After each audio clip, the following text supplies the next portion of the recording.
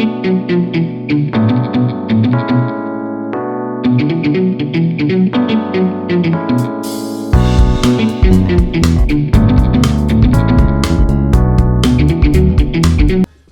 Bolton, PGAtour.com. It's the week. Here's the Champions Dinner picture from last night with John Rahm in the menu, with all the former champions there, from Nicklaus and Player to, Charles Cootie, among some many others who are still there, Mark O'Meara, and some of the young greats too. Rob, thank you very much.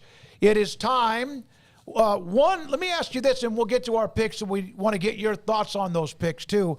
How much does the weather that we see that's about to drench Augusta National change what the players have seen so far this week? Hey, guys. Always a pleasure to be with you. Thanks again for the invite. Great to hear your voice, David. You too, Yeah, buddy. So the course was setting up to be fast and firm, and it won't start out that way. Yeah, that'd be the headline on Thursday. Sorry, but they'll get it going by the weekend. So yeah, big changes in store. It would be a shock if there's not a delay, and potentially an extensive delay. They're going to have to clean the course. They're going to have to get the guys warmed up again, and then they'll go play the tournament, which is why they're there in the first place. So yeah, unfortunately, that's what happens when you deal with an outside sport, All right, so how much do what they have with those air suction machines underneath the greens? It's rain is rain. I've been there when it's rain. It can still get very messy, although they don't ever want to say there's mud at Augusta National or anything other than green grass. How much do the undulations and what they have underneath help get through that faster than perhaps, and some other PGA courses have done that too? Yeah, the sub-air system, yeah, I think, is the official product or menu, whatever it is. There's a sub-air, and that thing, you can hear it sort of where the old driving range used to be, in the middle that looks like a park between 18 and 9, and it's humming pretty good when it's on. That's the thing about this course. It's just, and for fans who aren't aware, or golf, aficionados, just the fact that they can dial in the greens to whatever speed they want them to be. They don't tell you what it is. You got to figure that out on your own. That's sort of the part of the beauty that I don't know, that's sort of a throwback feel before we could measure everything. I love that. But the beauty of it from a setup standpoint is that they can make it uniform. So you never hear guys saying, 12 was run a little bit slower because it's down by Race Creek than say 1, which is sort of an elevated green back by the clubhouse. So yeah, that's the good thing about the tournament.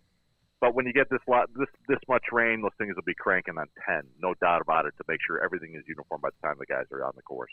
All right, remind me how many players we all pick. We 3 pick or 4? 4. 4. All right, we have 4 of us in the studio: Emery, Craig, Paul, me, and then you, Rob. Rob, we've never done this before. We're going to let you lead off. Oh. We've missed you. And then I'm just going to pick, I'll pick 5th. I'm just going to put myself 5th. You start off if you want. I would love to start off with Scotty Scheffler, so I think I'll start off with Scotty Scheffler. All right. Craig, you're next. Okay. Give me Rory. Mr. Catalina. Brooks. Your birthday's next week, so Yes. I'll give you the chance to. Brooks okay. Koepka. Emery. John Rahm. The defending champion. I'm going to take a guy that has this game like in play right now, and I'm going to say Xander Schauffele is my pick. And now I'm stuck because this is where you have like This is where you got to prepare, Smokey. No, I got my list right here. Vander Schauffele, and I'm going to take Wyndham Clark. And now it's Emery. Yeah, I'll take Will Zalatoris. Okay. Played with Tiger in a practice round earlier this week. And now back to you, Paul. Hideki Matsuyama. Hideki. All right. Craig. Patrick Cantley. Been quiet, Rob. He's been quiet. We'll kind of analyze all that. And now you get 2 picks. Well, Paul took my guy. Not that I expected Matsuyama to fall all the way to me here at 10th. But love the game that Shane Lowry is playing right now, so he'll be my next selection here in the second round. And then to round out, or let's see, to go with, boy, you know, I'm going to stick with the work here. I mean, although I'm going to jump over my 8, who's next available. Matt Fitzpatrick will be There my you go. selection. Makes sense. All right. Back to you, Craig Smoke. Let me go with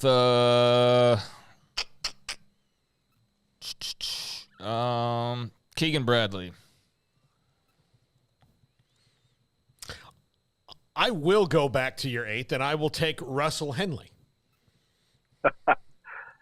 Since you took the guy, I was hoping you were going to take Russell Henley so I could take Matt Fitzpatrick. But, you know, turnabout's fair play. Mr. Emery. That all works out. I'm going to take – I'll take Victor Hovland. Yeah, isn't that amazing? He dropped. He's going through some crazy with his swing because he's always tinkering with his swing. I'm going to take Connors and Brian Harmon. I said it. Back to you, Emery. I'm going to go with Ludwig. All right. Craig? Oh, Paul. Gosh. We all know he wants Gerald Hatton. Do it. No, never. How never. about Paid off so well for you in the past. No. How about the audio, Rob, that he popped off last weekend when he hit a bad shot? That was glorious. You say you want me to repeat it here? No, I got you. No. Well, you can. We're on YouTube. Yeah. I'll take Jordan Spieth.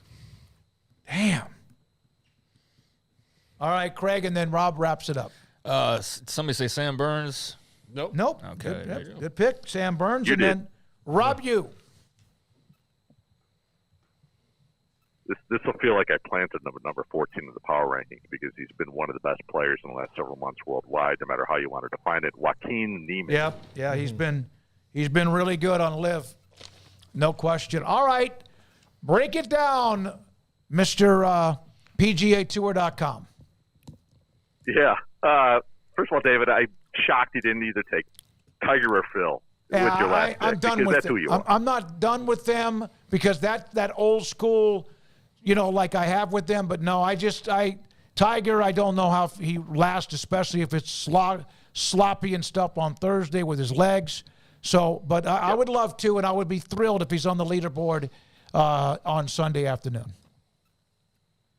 You know, you could make a fifth team here that would include Justin Thomas, Colin Morikawa, Jason Day. I mean, these guys are still out there who have to go another couple of rounds, and we'd be fine with it. But, you know, that's part of the beauty of this field is that it's really, really, really top-heavy, and most of these guys are going to make the cut. So we should do very well as a pool here, you know. The rules are the same, right? Everybody's got to make the cut for you to have a chance.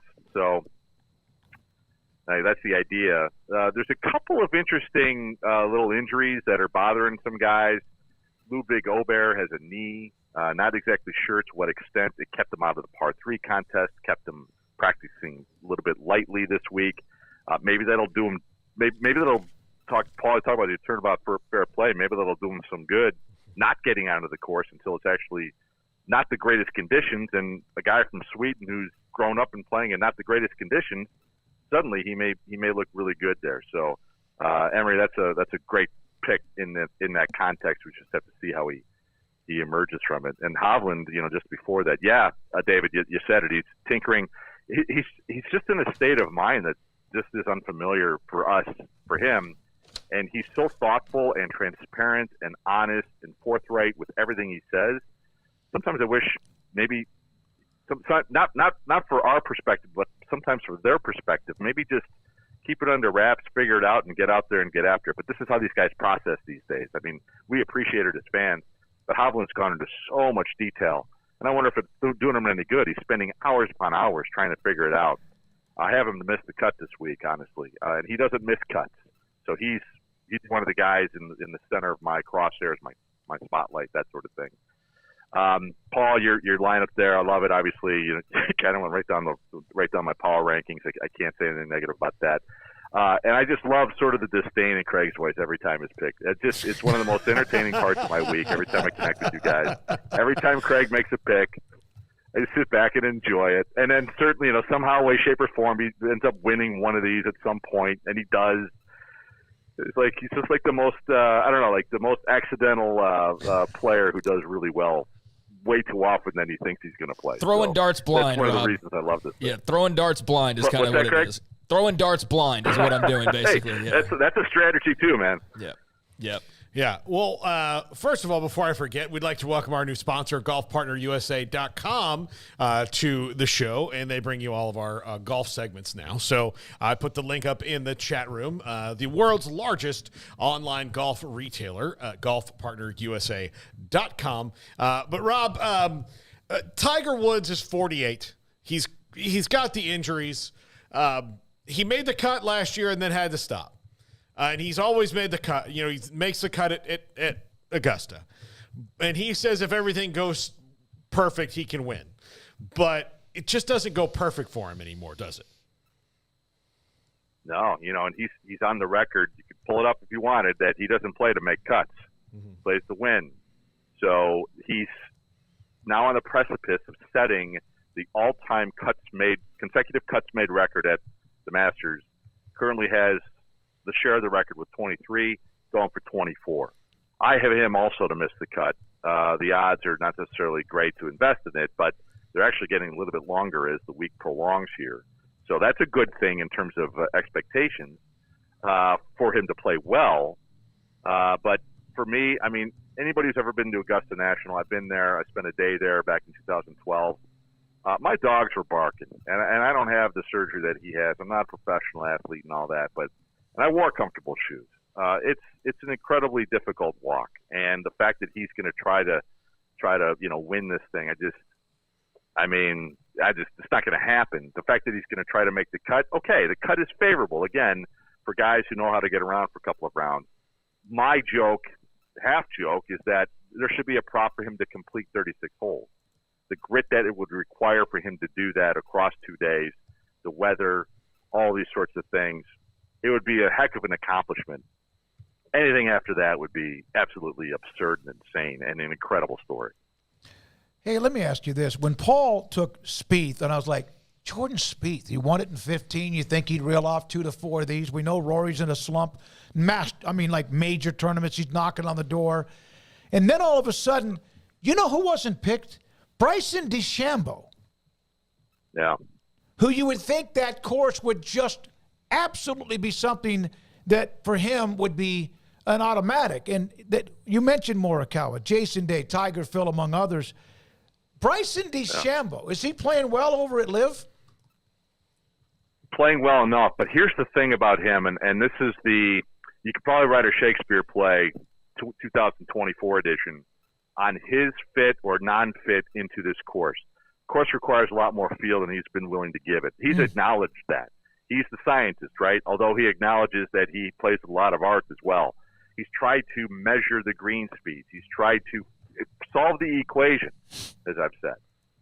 There's no equation to solve. It's be a golfer.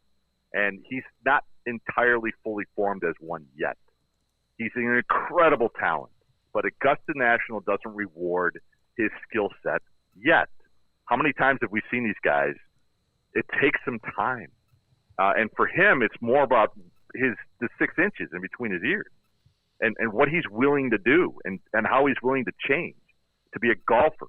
It would be one of the most incredible stories for him to win this tournament because it's the opposite. The course set up fine. The fact that you can spray it anywhere and bomb it and all that sorts of things, fine. It's understanding the greens and sinking the putts when he needs to. He can do all of those sorts of things too, but as a combination of variables on this track in this event, his press conference, if he wins the thing, might be the most compelling interview of the year because then he'll explain how he was able to do it. All right, so I had a couple of people contact me. They went, Corey Connors, he can hammer it. And Harman, of course, is a guy that, it depends. He's very efficient. He's played well. He won the Open. I know it's a completely different course than me. He's longer than some people think. Which of those two is my biggest risk, Connors or Brian Harman? So Connors is one of my sleepers. He's had 3 top 10s in the last 4. It's a tremendous pick. He was on my list. You got to him before I could get to him. I didn't think he'd go that soon. I thought last pick of the draft, I'll get him. Nope. You got him in the 3rd round. So Harman would be the riskier of the two, only because he just doesn't have the right track record. Mm-hmm. Yes, at Georgia, and yes, coming off the major. Harman's almost in the 3rd phase of his career. Even when he won the Open, he said, I don't know why I haven't been better enough. He's always been right around the top 50 of the world, just inside it, just outside it. Now he's inside it for a while. He's playing in the majors for a while. He's more comfortable. He's gotten the monkey off his back if he ever felt there was one in the majors.